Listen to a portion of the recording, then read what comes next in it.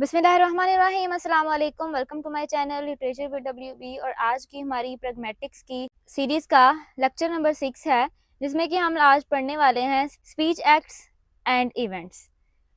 सबसे पहले आप लोग पास्ट पेपर में देख लें कि पास्ट पेपर में किस तरह से क्वेश्चन आया हुआ है। एक स्पीच एक्ट के बारे में आया हुआ है और साथ में है कि डिफरेंस करें बिटवीन लोकेशनरी एक्ट एंड पर लोकेशनरी एक्ट। तो इस हिसाब से ये चैप्टर काफ़ी इंपॉर्टेंट लग रहा है, तो इंशाल्लाह इसी को डिस्कस करेंगे हम लोग आज के इस वीडियो में। तो चलिए शुरू करते हैं। तो सबसे पहले हम लोग बात करते हैं स्पीच एक्ट के बारे में। जैसा कि नाम से ही ज़ाहिर हो रहा है कि स्पीच और साथ में एक्ट, मतलब ये है कि जो हम लोग जितने भी सेंटेंसेस, जो भी स्टेटमेंट बोलते हैं, सिर्फ हम लोग उसको बोलते नहीं हैं बल्कि उस पर एक्शन भी परफॉर्म करते हैं। तो इस तरह से ये होता है स्पीच एक्ट। अगर हम लोग यहाँ पर एक बात करें कि एक वर्क सिचुएशन है जिसमें कि एक बॉस है, ठीक है, और उसके पास अच्छी खासी पावर है, तो वो आपको एक एक्सप्रेशन देता है एक एड्रेस के साथ कि वो एक ऐसा एक्सप्रेशन आपको देगा कि जो एक स्टेटमेंट से काफ़ी ज़्यादा हट कर होगी। एक स्टेटमेंट ही नहीं होगी बल्कि वो एक आपके लिए एक बड़ा झटका भी हो सकती है। लाइक अगर वो कहता है आपको यू आर फायर्ड, तो ये जो है, अब बॉस ने किसी एक एम्प्लॉय को बोल दिया कि यू आर फायर्ड, तो ये सिर्फ और सिर्फ उसके लिए एक स्टेटमेंट नहीं होगी बल्कि वो उसका एंड होगा उसके एम्प्लॉयमेंट का। ठीक है, यानी उसकी जॉब का एंड है उसके लिए। उसको एक ऐसा एक्सप्रेशन मिला है जो कि उसके लिए एक नाकाबिले बर्दाश्त भी हो सकता है, जो कि एक झटका है एक हिसाब से। तो ये होता है स्पीच एक्ट, कि सिर्फ और सिर्फ बोलना नहीं है बल्कि उस पर एक्ट भी हो रहा है।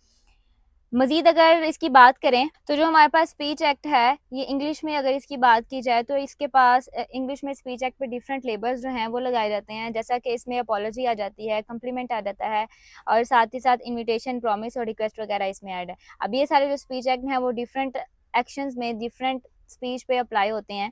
तो इंशाल्लाह हम आगे जाके भी सारे पढ़ेंगे कि कहाँ कहाँ पे अप्लाई होते हैं और कैसे कैसे अप्लाई होते हैं।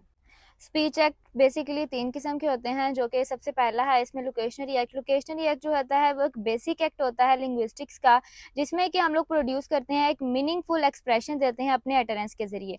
यानी कि अगर जिस भी ज़ुबान में हम लोगों का एक, जो कि हमारी मदर टंग भी होती है और हमारी फर्स्ट लैंग्वेज जो होती है, वो उस पर हमें कमांड हासिल होती है, ठीक है। और हम लोग जो भी बोलेंगे, जिस तरह इस टाइम जो है वो मैं उर्दू बोल रही हूँ, तो इसका मतलब यह है कि मुझे इस पर कमांड हासिल है और मैं इसको अच्छे से बोल रही हूँ। और ये होता है एक basic act of produce meaningful linguistics expression कहते हैं इसको।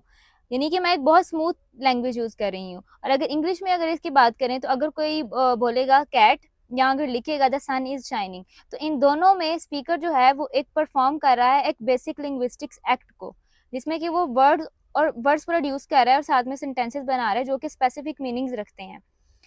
अगर हम लोगों को कोई भी साउंड या फिर कोई भी वर्ड प्रोड्यूस करते वक्त, कोई भी मीनिंगफुल वर्ड प्रोड्यूस करते वक्त अगर हम लोगों को मुश्किल पेश आ रही है, तो इसका ये मतलब हो सकता है या तो हम लोग फॉरेन लैंग्वेज बोल रहे हैं और यहाँ पे हमारी कोई टंग का मसला है, ठीक है। तो ये दो एस्पेक्ट हो सकते हैं। यहाँ पर जो है एक वर्ड है आहामुकूफा, ठीक है। अब मुझे नहीं पता ये कौन सा वर्ड है, इसका मतलब क्या है, किस लैंग्वेज से बिलोंग करता है, मुझे नहीं पता, ठीक है। तो ये इसलिए कोई भी अगर इंग्लिश स्पीकर है, कोई उर्दू स्पीकर है, तो उसके लिए ये नॉर्मल नहीं होगा, उसको नॉर्मली प्रोड्यूस नहीं कर सकेगा। मे बी ये बहुत मीनिंगफुल वर्ड हो, इसका कोई ना कोई मतलब हो, लेकिन हम नहीं जानते कि मीनिंगफुल है और नहीं, हाँ, तो हम लोग उसको समझ रहे हैं। और मुझे ये भी नहीं पता कि मैंने उसको अच्छे से इसकी प्रोनाउंसिएशन मैंने बहुत अच्छे से की है या नहीं की, मुझे इसकी प्रोनाउंसिएशन का भी नहीं पता। तो ये जो है ये आ जाता है basic production of linguistics act में। नेक्स्ट जो है वो है हमारे पास इल्लोकेशनरी एक्ट। इल्लोकेशनरी एक्ट जो है उसको इल्लोकेशन भी कहते हैं और इल्लोकेशनरी फोर्स भी कहा जाता है। ये रेफर करता है कम्युनिकेटिव फंक्शन पे, यानी कि जो स्पीच एक्ट के पीछे जो फंक्शन परफॉर्म किया जाए ना, जो भी फंक्शन परफॉर्म किया जा रहा है उसको बोलते हैं इल्लोकेशनरी एक्ट। यानी कि ये एक स्टेटमेंट भी हो सकती है, ये एक रिक्वेस्ट हो सकती है, क्वेश्चन हो सकती है, कमांड भी हो सकती है, प्रॉमिस हो सकता है, वार्निंग हो सकती है, ये किसी भी दूसरे एस्पेक्ट की कोई भी स्पीच इफेक्ट हो सकता है। इसमें हम लोग ये देखते हैं, इसमें डिफरेंट कम्युनिकेटिव फंक्शंस आ जाते हैं, जिसमें कि हम लोग एवरीडे की लैंग्वेज यूज करते हैं, एवरीडे कन्वर्सेशन आ जाती है उसमें। और इसमें ये होता है कि जो भी उस स्पीच के पीछे जो भी इंटेंशन है स्पीकर की, वो लिसनर उसको अच्छे से समझे, ठीक है। यानी कि उसको फंक्शन को या उसकी जो भी इंटेंशन है उसको समझे। ये होता है लोकेशनरी एक्ट, और ये सबसे इंपॉर्टेंट एक्ट माना जाता है स्पीच एक्ट थ्योरी में। उसके बाद हम लोग बात करते हैं पर लोकेशनरी एक्ट। पर लोकेशनरी एक्ट में हम लोग देखते हैं रिस्पॉन्स को, यानी कि कोई भी स्पीकर है वो अगर कोई एक स्टेटमेंट पास करता है, जो लिसनर होगा वो जो उस पर रिस्पॉन्स देगा उसको कहते हैं पर लोकेशनरी एक्ट। एग्जाम्पल के जरिए समझते हैं। एग्जाम्पल है कि अगर कोई भी पर्सन आपको ये बोलता है you look great in that outfit, तो जो स्पीकर है वो उसने एक स्टेटमेंट दी, उसके बाद जो लिसनर है वो क्या करेगा, जो भी स्पीकर ने कम्प्लीमेंट पास किया है उसको वो सुन के खुशी होगी, ठीक है। वो एक इमोशनल रिस्पॉन्स भी हो सकता है, ठीक है, यहाँ पे वो एक रिएक्शन में, इसके रिएक्शन में कोई स्टेटमेंट भी दे सकता है। तो ये हो जाएगी, जो भी वो स्टेटमेंट देगा या जो भी उसका इमोशनल रिएक्शन होगा, ये होता है परलोकेशनल रिएक्ट। उसके बाद है हमारे पास IFIDs। ये एक डिवाइस होती है जो कि हम लोगों को ये इंडिकेट करने में मदद देती है कि जो भी स्पीकर है उसकी इंटेंशन क्या है, उसने जो भी इलोकेशनरी फोर्स या स्पीच एक्ट जो बोली है, जो भी उसने स्पीच कही है, उसके पीछे उसका मतलब क्या है, उसके पीछे उसका फंक्शन क्या है, उसकी इंटेंशन क्या है, ये हमें हेल्प करती है। ये डिवाइस हम लोगों को हेल्प करती है ये जानने में। अब ये डिवाइस जो है ये कहाँ कहाँ पे अप्लाई होती है, चलिए आगे जाके देखते हैं। सबसे पहले जो है ये है लेक्सिकल वर्ब पे। लेक्सिकल वर्ब पे किस तरह से इंडिकेट, हम लोग को किस तरह से इंडिकेट हो सकता है लोकेशनरी फोर्स के, किस तरह से कोई क्या इंटेंशन है स्पीकर की। एग्जाम्पल के जरिए समझते हैं कि I request that you come to the meeting. यहाँ पे एक रिक्वेस्ट के लिए इस्तेमाल हो रहा है ये सेंटेंस, ये स्टेटमेंट। तो यहाँ पे जो इसकी जो भी हम लोगों को जो समझ में आ रही है वो क्या है कि उसकी जो इंटेंशन क्या है कि वो रिक्वेस्ट कर रहा है, ठीक है। उसके बाद दूसरा है वो अपोलॉजी का है।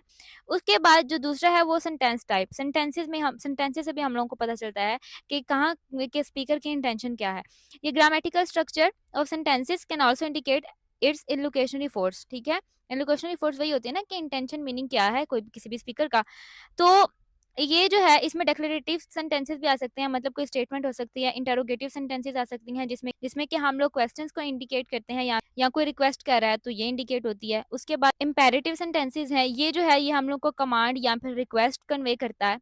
उसके बाद आगे हम मॉडल वर्ब्स। मॉडल वर्ब्स के जरिए भी हम लोग को पता चल सकता है कि इलोकेशनरी फोर्स जो है वो क्या यूज हो रही है। लाइक इसमें हम लोग ये वाली वर्ब्स यूज कर सकते हैं, can, may, must and should.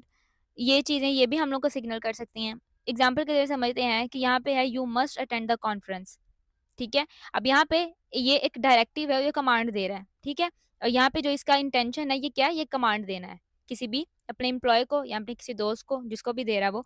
उसके बाद दूसरी जो है you can come to the party if you want, ये परमिशन मिल रही है। यहाँ पे हम लोग को इस चीज के बारे में पता चल रहा है कि इंटेंशन क्या है स्पीकर की, परमिशन।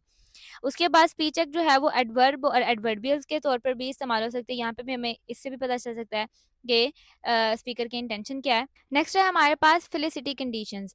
जैसा कि हर एक एक्ट के जरिए कोई ना कोई कंडीशन होना बहुत ज़्यादा ज़रूरी है, तो इसको बोलते हैं फेलिसिटी कंडीशंस। ऐसी कंडीशंस जो कि हमारे एक्ट को या हमारी स्पीच एक्ट को सक्सेसफुली उसको एक्शन करने में मदद करे, ये इस तरह की कंडीशंस होती हैं। ये 3 किस्म की कंडीशंस होती हैं और इसमें जो है वो आते हैं सिंसेरिटी कंडीशंस, यानी कि ऐसी कंडीशन जिसमें कि जो स्पीकर है उसकी जो इंटेंशन है वो सिंसेरिटी हो, ठीक है। यानी कि अगर स्पीकर की सबसे पहले जो इसमें आती है वो है स्पीकर की इंटेंशन। अब स्पीकर की इंटेंशन जो है ये तो पक्का जो है ना वो सिंसेरिटी पे बेस होनी चाहिए, ठीक है। जो भी स्पीच एक्ट परफॉर्म कर रहा है वो उस पर सिंसेरिटी पे बेस होना चाहिए। For example if someone makes promise, अगर कोई भी प्रॉमिस करता है तो इसका मतलब ये है कि उसको हर हाल में पूरा करना होगा स्पीकर को, ठीक है, तभी सिंसेरिटी इसमें लागू होगी। उसके बाद है ट्रस्टफुलनेस। ये एक असर्टिव स्पीच होती है, यानी कि स्टेटमेंट्स होती हैं जिसमें कि सिर्फ और सिर्फ सच बताया जाए, ट्रूथ बताया जाए। जो भी उस टाइम जो भी अटरेंस है, जो भी वो स्पीकर कहना चाह रहा है, जो भी स्टेटमेंट दे वो बिल्कुल सच दे, ठीक है। उसमें कोई भी फॉल्स इन्फॉर्मेशन ना हो। अगर वो फॉल्स इन्फॉर्मेशन देगा तो वो सिंसेरिटी कंडीशन के वॉयलेट करेगा। उसके बाद हमारे पास है प्री प्रायोरिटी कंडीशंस। ये कंडीशन जो है ये तब उस वक्त लागू होगी जब हमारे पास प्रायर कॉन्टेक्स्ट से कोई ना कोई नॉलेज हो, ठीक है। यानी कि इसमें म्यूचुअल अंडरस्टैंडिंग होनी चाहिए स्पीकर और लिसनर के दरमियान, कि वो एक कॉमन लैंग्वेज, दोनों की एक ही लैंग्वेज हो, ठीक है, जिसकी वजह से वो एक्शन को समझ सकें कि क्या कहना चाह रहे हैं, कि क्या एक्शन परफॉर्म करना है। उसके बाद हमारे पास नेक्स्ट है प्रपोजिशनल कंटेंट कंडीशंस।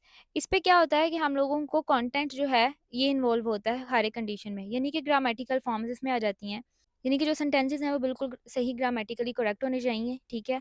और साथ ही साथ इसमें जो है इसमें हमारे पास आ जाती है कन्वेंशनल मीनिंग्स। कन्वेंशनल मीनिंग का क्या मतलब है कि ऐसे वर्ड और फ्रेजेस को यूज़ करना कि जो एक अच्छा मीनिंग कैरी करते हो, बिल्कुल सही मीनिंग कैरी करते हो, कि जिसको स्पीकर जो है जो भी बोल रहा है लिसनर उसको अच्छे से समझे कि इसका क्या मतलब है। उसके बाद हमारे पास है परफॉर्मेटिव हाइपोथेसिस। ये परफॉर्मेटिव हाइपोथेसिस जो हैं, ये क्या होती हैं कि परफॉर्मेटिव अटरेंस होते हैं। ये सिर्फ़ और सिर्फ़ ये मीनिंग कैरी नहीं करते, मतलब इनमें कोई इन्फॉर्मेशन नहीं होती, बल्कि ये खुद एक्शंस होते हैं, ठीक है? मतलब ये कि का साथ में काम हो रहा है और साथ में कोई ना कोई अटरेंस जो है वो कहा जा रहा है। यानी कि फिर पहले तो ये होता है ना कि पहले एक अटरेंस बोला जाए, उसके बाद उस पर अमल किया जाए। लेकिन ये होता है कि ये एट अ टाइम, यानी कि ये खुद जो है वो ये खुद एक्शन होते हैं। दे आर एक्शंस देमसेल्व्स, ठीक है? इसमें सबसे पहले रहती है परफॉर्मेटिव अटरेंस। परफॉर्मेटिव अटरेंस जो है ये ऐसे सेंटेंसेस होते हैं जो कि एक्सप्रेस करते हैं स्पीकर्स की इंटेंशन को कि क्या एक्शन परफॉर्म करना है स्पेसिफिक अटरेंस को, ठीक है? जो भी वो अटरेंस दे रहा है, जो भी वो स्टेटमेंट दे रहा है, तो उस पे कौन सा एक्शन परफॉर्म करना है उसी टाइम, ठीक है? मतलब उसी टाइम करना है। ये एक्शन जो है वो प्रॉमिस हो सकता है, कमांड हो सकती है, डिक्लेरेशन हो सकता है और साथ-साथ कोई भी ये अपोलॉजी भी हो सकती है। उसके बाद है हमारे पास एक्सप्लिसिट परफॉर्मेटिव। इसमें हमारे पास जो है इसमें परफॉर्मेटिव वर्ब्स यूज़ होंगे, यानी कि इसमें प्रॉमिस, अपोलॉजी, रिक्वेस्ट, ये सारी चीज़ें हमारे हमारे पास जो है ये परफॉर्मेटिव वर्ब्स हैं जो कि हमारे पास आ सकती हैं, ठीक है? उसके बाद है इम्प्लिसिट परफॉर्मेटिव्स। इसमें जो है ना ज़रूरी नहीं है कि जो भी परफॉर्मेटिव ऊपर वर्ड्स बताई गई हैं, वो एज़ अ वर्ब ही काम करेंगी, ठीक है? एग्ज़ाम्पल के लिए समझते हैं कि अगर कोई बोलता है कि आई अपोलोजाइज़ फॉर माय मिस्टेक। अब यहाँ पे जो अपोलोजाइज़ है, ये वर्ब के तौर पे इस्तेमाल नहीं हुआ, बल्कि स्पीकर ने इसको परफ़ॉर्म किया है अपोलॉजी को, ठीक है? स्पीकर ने इसको परफ़ॉर्म किया है। उसके बाद हमारे पास है direct and indirect speech acts. Classification के बारे में जो है वो पीछे ऑलरेडी पढ़ चुके हैं कि क्लासिफिकेशन किस तरह से होती है, तो ये वाला एक मेन पॉइंट था, तो मैंने सोचा इसको लाज़मी डिस्कस करूँ। Direct and indirect speech act. Direct speech act हैं वो स्ट्रेट फॉरवर्ड होते हैं, जो कि कन्वे करते हैं स्पीकर इंटेंशंस को बिल्कुल स्ट्रेट फॉरवर्ड। यानी कि उसमें कोई भी घूम-फिराव नहीं होता, कि ये नहीं कि आधा जुमला बोल दिया है और जो भी लिसनर है वो खुद ही इसका मतलब निकाले, नहीं।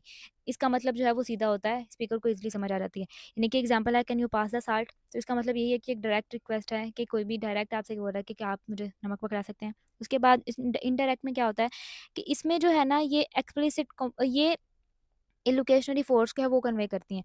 किस तरह से कि इसमें जो इंटेंडेड मीनिंग है वो डायरेक्टली अप्लाई नहीं होते, ठीक है? यानी कि अगर कोई कहता है कि इट्स कोल्ड इन हियर, ठीक है? तो इसका ये मतलब हो सकता है कि आपको कोई बोल रहा है कि मतलब कि यहाँ पे सर्दी है, तो इसका क्या मतलब निकालेंगे, यानी कि कंक्लूजन आपने खुद निकालना है कि इसके कहने का क्या मतलब है। खुद से खुद ड्रॉ करना है कंक्लूजन। किस तरह से, अब फिर ये है कि ये इनडायरेक्ट वे एक रिक्वेस्ट है कि आप किसी से कह रहे हैं कि मतलब कि क्लोज़ द विंडो, ठीक है? कि मुझे यहाँ पे बहुत ज़्यादा सर्दी है इसलिए विंडो को बंद कर दो। उसके बाद हमारे पास लास्ट है स्पीच इवेंट्स। स्पीच इवेंट क्या है कि जिस तरह से स्पीच एक्ट जो है, स्पीच बोलना है और साथ में उसका एक्ट करना है। ये सिर्फ़ और सिर्फ़ वर्ड्स नहीं होते जो कि बोले गए हों, बल्कि इसमें सोशल, कल्चरल और सिचुएशनल फैक्टर्स को भी देखा जाता है जो कि कम्युनिकेशन पर असर अंदाज़ होते हैं। यानी कि इसका ये मतलब है कि इसको इसमें हर एक चीज़ों को समझना पड़ता है, जिसके एस्पेक्ट कुछ इस तरह से हैं कि इनमें पार्टिसिपेंट को समझना पड़ता है, उनके रोल्स को समझना पड़ता है, सेटिंग क्या है उसको देखना पड़ता है और साथ ही साथ इन बात करने का जो इंटरेक्शन का पर्पज़ है उसको देखना पड़ता है। नॉर्म्स का ख़्याल रखा जाता है कम्युनिकेशन के दौरान। फॉर एग्ज़ाम्पल कि कोई भी एक स्पीच इवेंट हो सकता है, एक जॉब इंटरव्यू हो सकता है, उसके उसके एथिक्स जो हैं वो सेपरेट होंगे। आपको किस तरह से बात करनी है वो सेपरेट होंगे। क्लासरूम लेक्चर है तो उसमें आपको क्लासरूम में किस तरह से बैठना है, लेक्चर किस तरह से सुनना है, टीचर से किस तरह से बात करनी है, ये सारे फैक्टर्स आ जाएँगे। और साथ ही साथ इसमें casual conversation at a party, ये जो है उसमें ऑब्वियसली अगर आप अपने फ्रेंड्स के साथ हैं, तो ऑब्वियसली आप बहुत अच्छे से उसको कैजुअली एक ट्रीट करेंगे। लेकिन अगर आप किसी बिज़नेस प्रपोज़ल में हैं, यानी कि अगर कोई बिज़नेस पार्टी है, तो आप ऑफ कोर्स उसमें एक एज़ अ बिज़नेसमैन जाएँगे। उसमें आपका जो कन्वर्सेशन स्टाइल होगा वो बिल्कुल डिफरेंट होगा एज़ प्रोफेशनल मैन, ठीक है? तो ये सारी चीज़ें आ जाएँगी। तो ये था स्पीच इवेंट्स। आज की वीडियो में बस इतना ही, जिसमें कि मैंने कंप्लीट आप लोगों को बताया स्पीच एक्ट के बारे में और साथ में स्पीच इवेंट्स के बारे में कि ये क्या होते हैं। इंशाल्लाह पेपर पॉइंट ऑफ व्यू से जो भी आया आप इसको अच्छे से ईज़िली कवर कर सकेंगे। तो इंशाल्लाह मिलते हैं नेक्स्ट वीडियो में, तब तक अपना ख़्याल रखिएगा। अल्लाह हाफ़िज़।